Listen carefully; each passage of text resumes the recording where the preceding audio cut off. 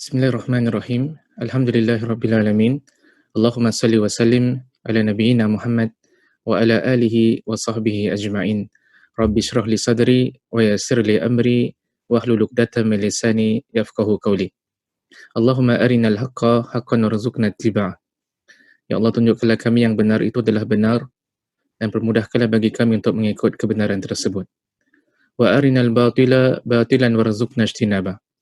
Ya Allah, tunjukkanlah kami yang batil itu adalah batil dan permudahkanlah bagi kami untuk menjauhi kebatilan tersebut. Wahdina limakhtulifa fihi minal haqqi biiznik. Bila kami petunjuk dalam isu-isu yang diperselisihkan dengan izinmu, innaka tahdi man tasha ila siratim mustaqim. Sungguhnya engkaulah yang memberikan petunjuk kepada siapa yang kau inginkan ke jalan yang lurus. Muslimin muslimat yang dirahmati Allah, pertama dan utama terimalah salam ukhuwah daripada saya. Assalamualaikum warahmatullahi wabarakatuh. Selamat kita bertemu sekali lagi dalam sesi kita membincangkan isu-isu fik semasa yang ada kaitan dengan puasa. Kalau pada minggu lalu, sesi yang lalu, kita dah bahaskan beberapa isu yang ada kaitan dengan musafir. Kita simpulkan yang seorang yang bermusafir boleh memilih untuk berbuka puasa. Kita juga telah menyimpulkan yang seseorang yang bermusafir, waktu berbukanya adalah mengikut di mana dia berada pada ketika itu. Tidak kiralah dia travel by land ataupun dia travel by air, kan? Dia travel dengan menggunakan aeroplane ataupun dengan darat, dia akan berbuka puasa mengikut di mana dia berada pada ketika itu. Pada hari ini insya-Allah taala kita nak sentuh lagi beberapa isu yang ada kaitan dengan fik semasa berkaitan dengan puasa. Sebahagian di kalangan isu ini ada kaitan dengan musafir dan sebahagian yang lain ada kaitan dengan isu selain daripada musafir.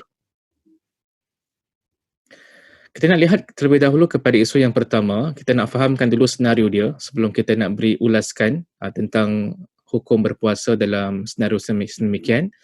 Senario yang pertama, isu yang pertama adalah Singapura bakal menyambut raya pada esok hari setelah 29 hari berpuasa. Ini contoh je.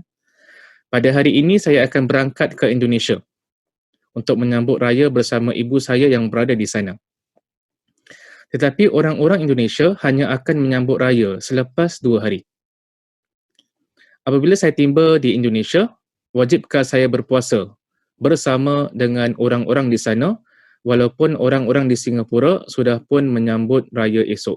Jadi apa senario dia, apa situasinya adalah sebagai contoh kita ni orang Singapura dan letaklah contoh ada sebahagian tahun tu Singapura dia puasa hanya 29 hari. Okay. Dalam kalender Islam, sebulan itu kebiasaannya adalah sama ada 29 ataupun 30 hari. Itu mengikut kalender Islam. Jadi letaklah sebagai contoh, rakyat Singapura pada sebahagian tahun bulan Ramadan mereka hanya puasa 29 hari. Okay. Letaklah sebagai contoh hari ini adalah hari yang ke-29, hari yang last day untuk berpuasa. Besok adalah hari raya. Kemudian on the last day of berpuasa, pada hari ke-29, kita travel, pergi ke Indonesia kerana bertemu dengan ibu kita, kerana bertemu dengan keluarga kita. Dan bila kita sampai dekat Indonesia pula, mereka tak sambut raya esok. Esok adalah hari yang masih lagi berpuasa bagi mereka. Okay. Jadi Singapura sambut raya esok sebagai contoh. Tapi bila kita travel pula, kita bermusafir ke Indonesia, besok mereka masih berpuasa. Ustaz, macam mana tu boleh puasa tu berbeza-beza? Barangkali adalah disebabkan kalau sekiranya mereka mula Ramadan lambat. Kalau sekiranya mereka mula Ramadan lambat, sebagai contoh, maka mereka pun akan raya lambat. Jadi persoalannya adalah, kalau saya orang Singapura, besok raya, kan, hari ni last day puasa, kemudian on the last day of puasa, saya travel pergi Indonesia. Bila saya sampai ke Indonesia, Indonesia pula besok mereka masih puasa. Belum lagi sambut raya. Apakah ketika mana saya sampai dekat Indonesia pada ketika itu, adakah wajib bagi saya untuk berpuasa sedangkan rakyat Singapura dah menyambut hari raya? Itu senarionya, itu adalah situasinya. Jadi apakah jawapan ulasan bagi kes ini? Jawapannya adalah wajib bagi anda untuk berpuasa bersama-sama orang Indonesia. Jadi walaupun orang Singapura mereka dah beraya dah selepas 29 hari berpuasa, since kita berada kat Indonesia, kita ikut waktu Indonesia. Iaitu since kita berada kat Indonesia, kita akan ikut. Kalau mereka masih berpuasa, kita pun akan berpuasa. Kalau mereka beraya, kita pun akan beraya. Jadi kalau dalam kes ini, membawa erti, orang ini, walaupun asalnya penduduk Singapura, bila dia travel pergi Indonesia, dia akan ikut waktu raya di sana. Dia akan ikut waktu berpuasa di sana. So dalam kes ini, dia menunjukkan yang orang tersebut, dia akan berpuasa 1 hari ekstra. Orang Singapura hanya puasa 29 hari, tetapi bagi individu ini, kerana dia musafir ke Indonesia, maka dia perlu berpuasa 1 hari ekstra, iaitu sebanyak 30 hari. Kan? Jadi kaedahnya, prinsipnya adalah dekat mana kita berada, kita ikut waktu orang-orang di sana. Kalau mereka masih berpuasa, kita akan berpuasa. Kalau mereka sudah beraya, kita akan beraya dengan mereka. Itu adalah kaedah prinsip yang disebutkan oleh para ulama kita. Kita nak beralih kepada isu yang kedua pada hari ini. Orang-orang Singapura bermula puasa pada hari Ahad. Mereka akan menyambut hari raya pada hari Isnin selepas 29 hari berpuasa.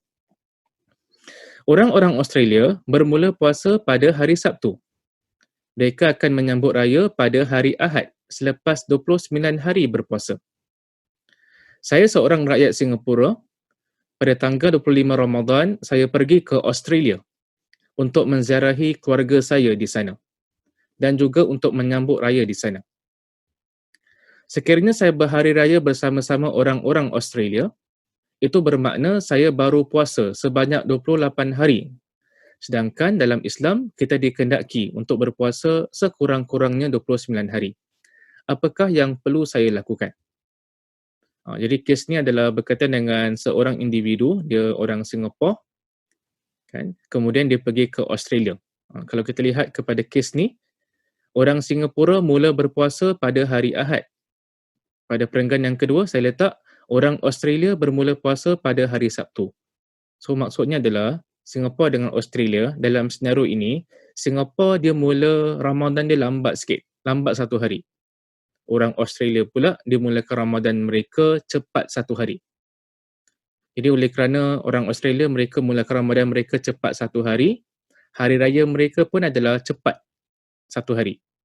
Oleh kerana orang Singapura mereka mula puasa lambat sehari, maka mereka pun akan raya lambat sehari. Jadi kita orang Singapura, kita pergi dalam kes ni, orang Singapura ni dia pergi ke Australia. Kan? Jadi bila dia pergi ke Australia, maka orang Australia pula mereka sambut hari raya 1 hari cepat berbanding dengan Singapura.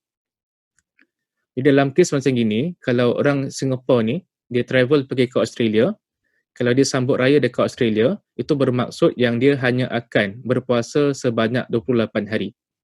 Sedangkan dalam Islam, kita mengatakan yang sekurang-kurang jumlah hari bilangan puasa yang perlu kita laksanakan adalah 29 hari. Tapi dalam kes ini, orang ni baru puasa 28 hari. Apakah yang perlu dia lakukan?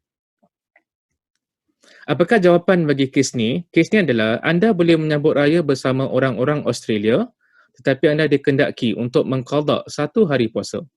Jadi bila dia sampai dekat Australia, orang Australia dah sambut hari raya, dia pun boleh sambut hari raya.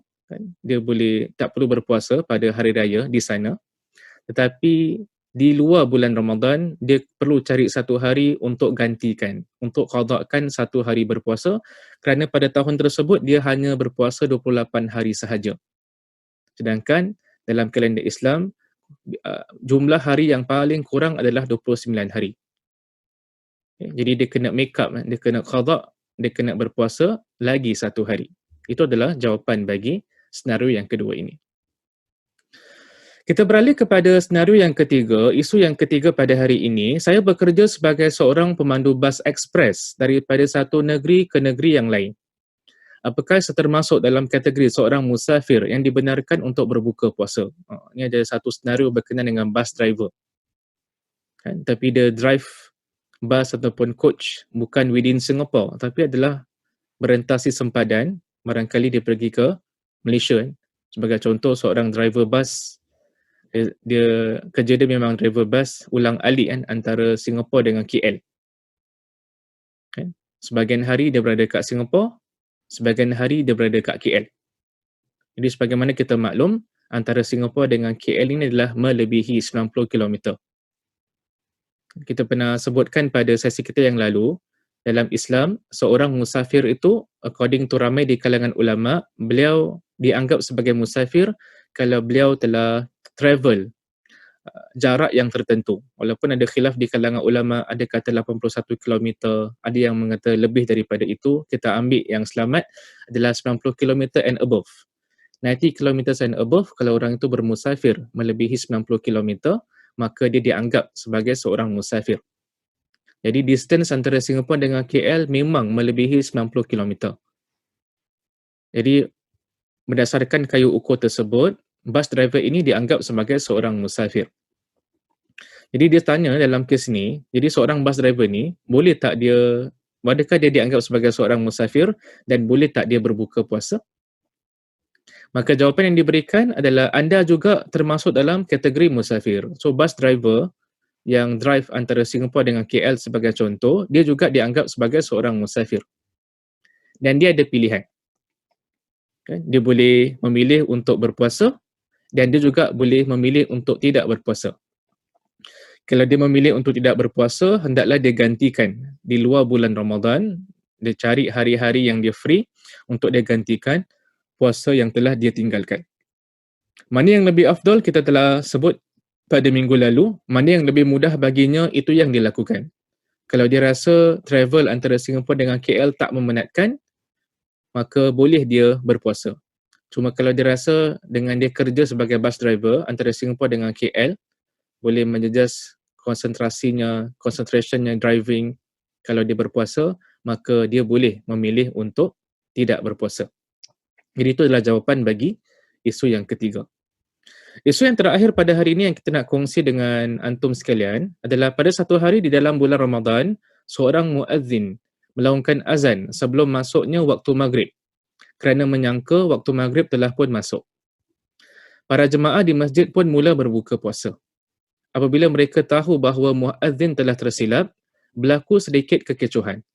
Apakah wajib bagi mereka semua untuk qada puasa mereka? Jadi senarionya adalah, situasinya adalah seorang muazzin ni dia tersilap. Dia ingatkan dah masuk waktu maghrib, dia pun laungkan azan. Ini kadang-kadang berlaku. Saya pernah teringat saya menghadiri satu sesi iftar di salah sebuah tempat dekat Singapore yang mana sang muazzin kan dia tersilap melaungkan azan beberapa minit sebelum masuk waktu maghrib. Jadi because of muazzin tersebut dah laungkan azan, semua orang di tempat tersebut mereka pun mula makan berbuka puasa. Tapi bila mereka dah start makan, baru mereka sedar pada ketika itu yang sebenarnya belum lagi masuk waktu maghrib. Jadi macam mana? Kan muazzin tersilap. Orang semua dah makan. Sedangkan waktu maghrib belum lagi masuk. Waktu maghrib hanya akan masuk beberapa minit setelah itu.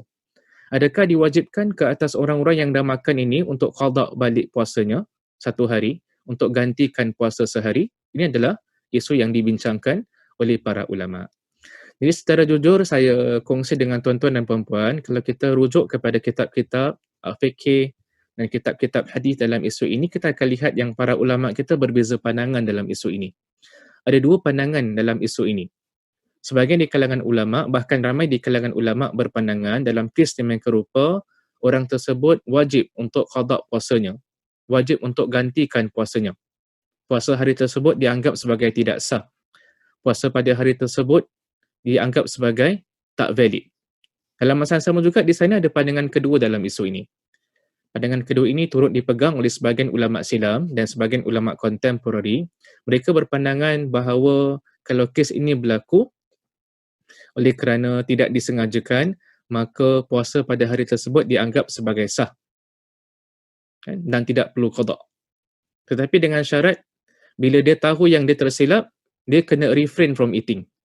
Dia kena tahan diri dia daripada makan ataupun minum. Apa yang saya maksudkan, letaklah muazzin tersalah beri laungkan azan. Letaklah sebagai contoh azan pada jam 7.05. 7:07:05 PM. Muazzin tersilap azan, dia terazan pada jam 7 PM. Jadi bila kita pergi kat tempat tersebut, muazzin tersilap azan pada 7 PM, kita pun mula makan, kita pun mula minum pada 7 PM. Tiba-tiba pada 7:01 PM, kita dapati yang sebenarnya belum masuk lagi waktu untuk berbuka puasa, kan. Jadi apa yang perlu kita lakukan bila kita sedar pada 7:01 yang belum lagi waktu untuk berbuka puasa, maka kita kena refrain daripada makan. Kita kena tahan diri, kita kena stop makan, kena stop minum pada ketika itu. Tunggu lagi 4 minit, iaitu pada 7:05, barulah kita resume kita punya makan dan baru kita mula untuk makan dan mula untuk minum. Jadi kaedahnya adalah kalau kita tersilap and masih lagi belum masuk waktu maghrib pada ketika itu, kita kena stop. Kita kena berhenti makan, kita kena berhenti minum, tunggu sampai waktu asal maghrib tersebut. Dalam kes tadi adalah sebagai contoh 7:05, tunggu sampai 7:05 PM, barulah kita mula kembali untuk makan, barulah kita mula kembali untuk minum. Jadi secara jujur saya kongsi dengan tuan-tuan dan puan-puan sekalian yang isu ini diperselisihkan oleh para ulama. Ada sebahagian ulama mengatakan puasa hari tersebut dianggap sebagai tidak sah.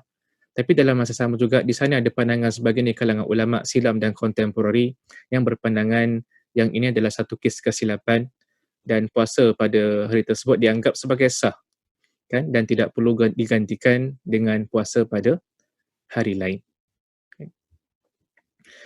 Sebagai rumusan pada sesi kita pada hari ini, ada beberapa perkara yang penting yang ingin saya rumuskan. Yang pertama sekali adalah orang yang bermusafir dibenarkan untuk tidak berpuasa, kan? Dan yang kedua adalah orang yang bermusafir berbuka puasa mengikut tempat dia berada. Macam tadi tu kan, dia travel daripada Singapura pergi Indonesia, dia travel daripada Singapura pergi Australia. Ustaz, bila dia nak sambut hari raya, bila dia nak berbuka puasa, kita ikut tempat di mana kita berada. Walaupun kita rakyat Singapura, kalau kita travel, musafir ke tempat lain, kita akan ikut waktu puasa, kita akan ikut waktu hari raya di tempat tersebut. Itu lebih melambangkan unity. Kan? Itu lebih menunjukkan perpaduan, kesatuan antara orang-orang Islam yang tinggal di sebuah tempat. Jadi itu yang ingin saya kongsikan dengan tuan-tuan dan puan-puan. Saya berpaling setakat di sini pada sesi kali ini. Kita tutup dengan tasbih kafarah. Subhanakallahumma wa bihamdika asyhadu an la ilaha illa anta astaghfiruka wa atubu ilaik. Sekian, Assalamualaikum warahmatullahi wabarakatuh.